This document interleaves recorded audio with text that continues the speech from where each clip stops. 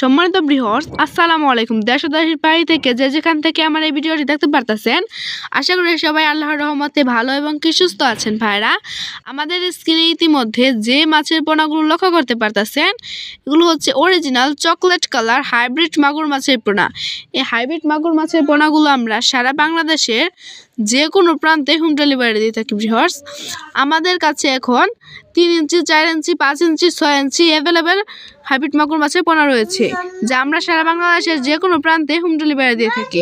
আপনারা যারা পুকুরে বা বাইফ্লকে একবারে পুকুর প্রস্তুতি ছাড়াই যারা মাছ চাষ করতে চান, তাহলে আমাদের সাথে যোগাযোগ করেন।